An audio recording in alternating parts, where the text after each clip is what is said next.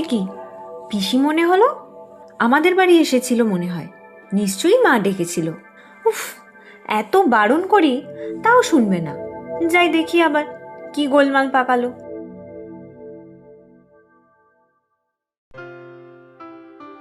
মা, পিসি এসেছিল নাকি? হ্যাঁ রে, দেখা হলো তোর সাথে?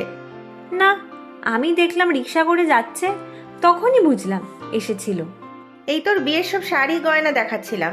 আর তো বেশি দিন বাকি নেই, বিয়ের আগের দিনই চলে আসতে বললাম।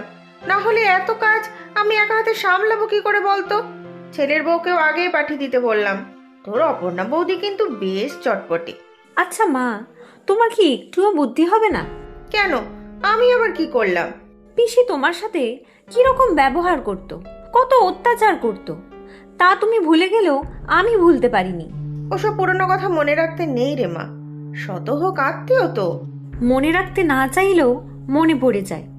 বাবা মারা যাবার পর কম কথা শোনাতো তোমাকে, পদে পদে অপদস্থ করত, তোমার চাকরি করা নিয়ে কথা শোনাতো। এদিকে কিন্তু নিজে কোনো সাহায্য কোনোদিনও করেনি। ছাড় না ওসব কথা। না না, ছাড়বো কেন? আমাকে কি কম অপমান করেছে? আমাদের অভাব ছিল বলে পদে পদে অপমান হেনস্থা সহ্য করতে হয়েছে। নিজের ছেলেকে নিয়ে কত গর্ব, এখন দেখো সব কাজকর্ম ছেড়ে দিয়ে ঘরে বসে রয়েছে। এখন একটু খারাপ অবস্থা চলছে ওদের। হঠাৎ করে এই জয়ের চাকরিটা চলে গেল, বউ বাচ্চা মা সবাইকে নিয়ে বড়ই অসুবিধায় পড়েছে। ওসব চালাকি বুঝলে তো? এখন তো বুঝতে পারছে যে সেই দিন আর নেই। আমার চাকরি আছে, মাথা গোঁজার জায়গা আছে, অভাব আর নেই। তাই এখন নিজেরা সুবিধা খুঁজছে। পিসি এসে নিশ্চয়ই তোমার কাছে টাকা চেয়েছে। চাইনি, তবে আমিই দিয়েছি। তাতে কি হয়েছে বলতো? মানুষটা তো এখন বিপদের মধ্যে আছে। তুমি তো আমার কথা শুনবে না। বাড়িতে এখন নতুন গয়না শাড়ি সব রাখা, কখন এসে কোনটা হাতিয়ে নিয়ে চলে যাবে বুঝতেও পারবে না। ছি ছি মিলি, এ আবার কেমন কথা? ঠিকই বলেছি, যদি আমাকে আবার কোনো লেকচার দিতে আসে আমি কিন্তু কথা শুনিয়ে দেবো। আচ্ছা, এখন এসব কথা রাখ, যা ফ্রেশ হ, মাথা ঠান্ডা কর। মাথা আমার ঠান্ডাই আছে, জাস্ট এদেরকে সহ্য করতে পারি না। এদের বলা প্রত্যেকটা কথা আমার মনে আছে। যা জামা কাপড় ছাড়, কাল তো রবিবার, তোর পছন্দের সব রান্না করব। এবার খুশি তো? দই কাতলাটা কিন্তু করবে কাল। আমি স্নানে যাচ্ছি, খেতে দাও।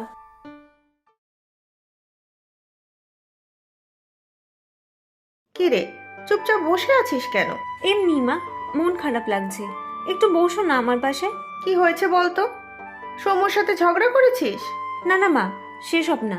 এতদিন যে বাড়িতে ছিলাম, নিজের ঘর নিজের জায়গা সব ছেড়ে তোমাকে ছেড়ে চলে যেতে হবে। ধুর বোকামে, এই তো কাছেই থাকবি, যখন ইচ্ছা হবে চলে আসবি। আবার আমার যখন ইচ্ছা হবে তখন তোর কাছে চলে যাব। আমাদের সময় তো আর এসব সুযোগ ছিল না। তোমার বাপের বাড়ি অনেক দূরে ছিল নাকি মা? আমি দাদু দিদা কাউকেই তো দেখিনি। আমার বাড়ি ছিল অনেক দূরের একটা গ্রামে। তোর বাবার সাথে সম্বন্ধ ঠিক হলো, বিয়ে হয়ে এখানে চলে এলাম। তোর জন্মের আগেই তোর দাদু দিদা মারা যায়। এখন আর কেউ থাকে না? ওই আমার এক জ্যাঠা থাকেন পাশেই। জানি না রে, আর তো যাওয়াই হয় না।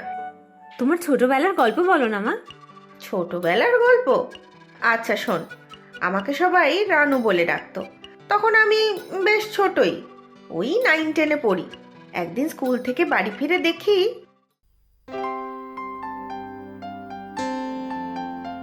রানু, দেখ তোর জ্যাঠামশাই এসেছেন, প্রণাম কর। থাক থাক, ভালো আছিস? হ্যাঁ জ্যাঠামশাই, মা বলে আপনি নাকি বিদেশে থাকতেন। তা থাকতাম বই কি, এই তো কদিন হলো ফিরেছি। আচ্ছা আজ উঠি, রতন এলে আমার সাথে দেখা করতে বলো একবার। আচ্ছা বলবো।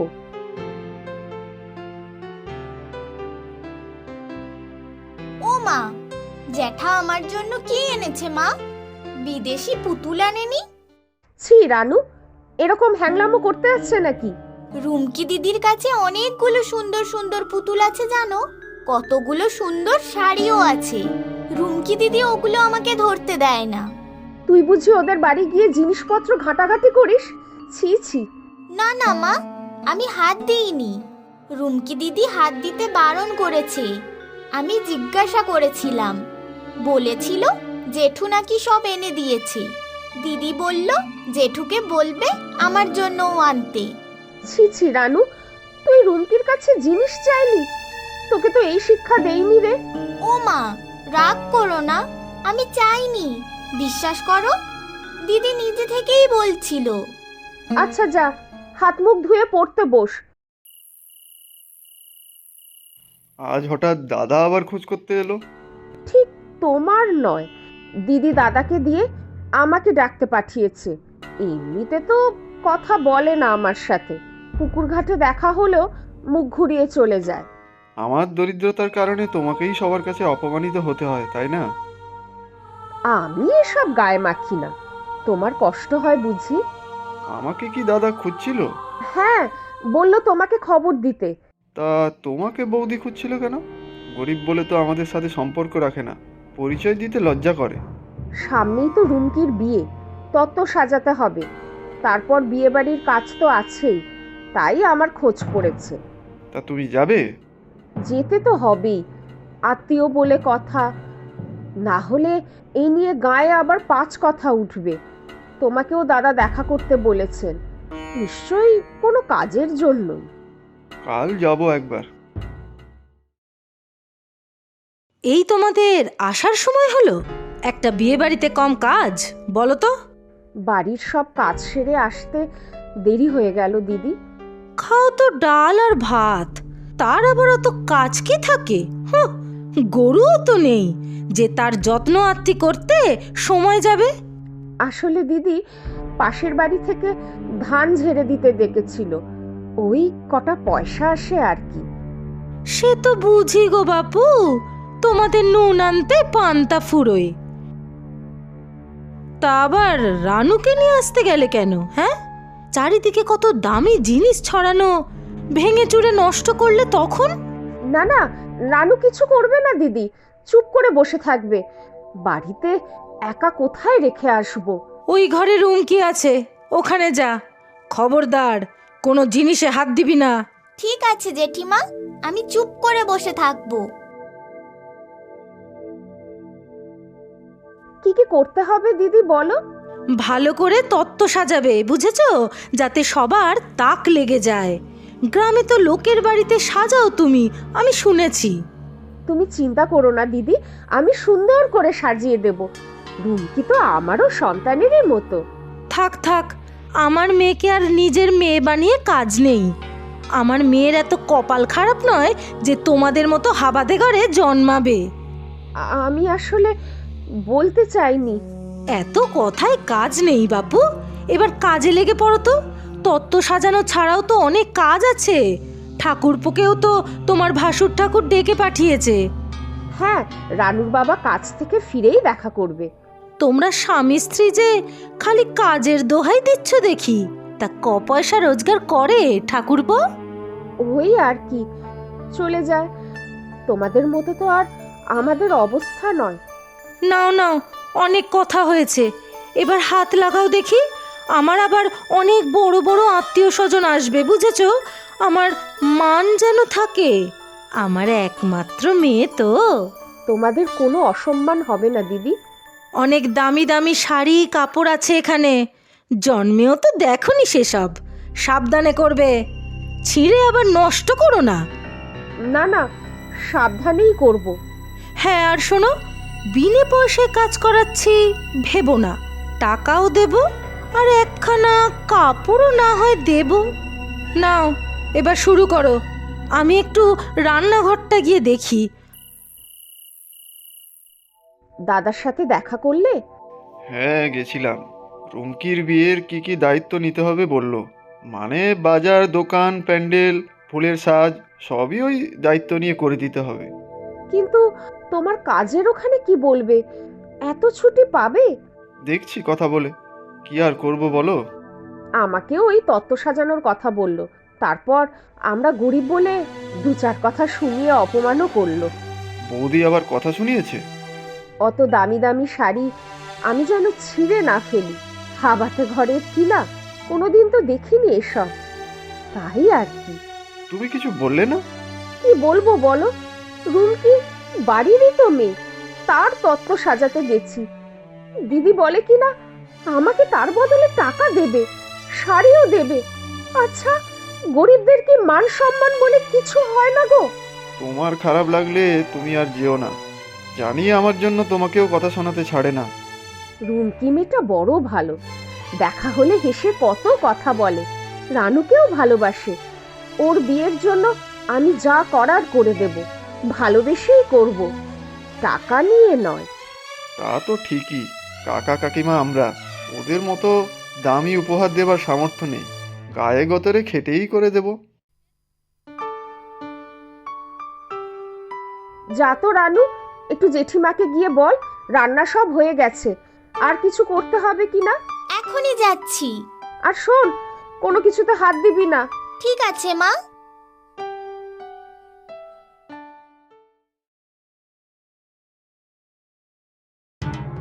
ছি ছি ছি ছি ছি ছি ছি রানু, বাপ মা তোকে এই শিখিয়েছে? হ্যাঁ, বল বল শিগগির, কেন ঢুকেছিলি এই ঘরে? আমি তো তোমাকে খুঁজতেই ঢুকেছিলাম ও ঘরে, মা বলল তোমাকে ডাকতে। ও, তাহলে মাই সব শেখাচ্ছে। কি হয়েছে দিদি? রানুকে বকছো কেন? কি করেছে ও? ভালোই তো শিক্ষা দিয়েছো মেয়েকে। কি হয়েছে কি? তুমি তো জেঠিমাকে ডেকে আনতে বললে, তাই আমি ও ঘরে ঢুকেছিলাম। জেঠিমা তাই বকছে। ও ঘরে রুমকির বিয়ের শাড়ি গয়না সব রয়েছে, ছড়িয়ে সেটা সব নষ্ট করলে তখন বিশ্বাস নেই আবার কিছু সরিয়ে ফেলতে পারে। আমরা গরিব হতে পারি দিদি, তবে মেয়েকে চুরির শিক্ষা দেইনি। বড় বড় কথা যত, এই হাভাতেদের ডাকাটাই আমার ভুল হয়েছে। আমি কিচ্ছু নেইনি মা, কিচ্ছুতে হাত দিইনি। আমি জানি রে, চল এখান থেকে। এত অপমান করেছিল তোমাদের? সেই দিন আমার মাকে সারা রাত কাঁদতে দেখেছিলাম, অপমানে লজ্জায় মাটিতে মিশে গেছিল। টাকা পয়সা না থাকলেই সবাই কেমন যেন চোর ভেবে নেয়, তাই না? তুইও তো তাই ভাবলি তোর পিসিকে। না মানে, আমি ওইভাবে বলতে চাইনি। হতে পারে সে মুখরা, একসময় আমার সাথে অনেক খারাপ ব্যবহার করেছে, তাই বলে তাকে চোর অপবাদ দেওয়াটা কি ঠিক? আজ একটা জিনিস দিতে এলাম তোকে। কি গো পিসি? জানি আমাকে তুই খুব একটা পছন্দ করিস না, না না পিসি, ঠিক তা নয়।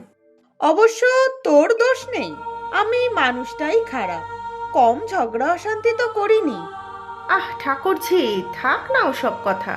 না গো বৌদি, তুমি এত কিছুর পরেও আমাকে আপন করে নিয়েছো, আমার বিপদে পাশে দাঁড়িয়েছো।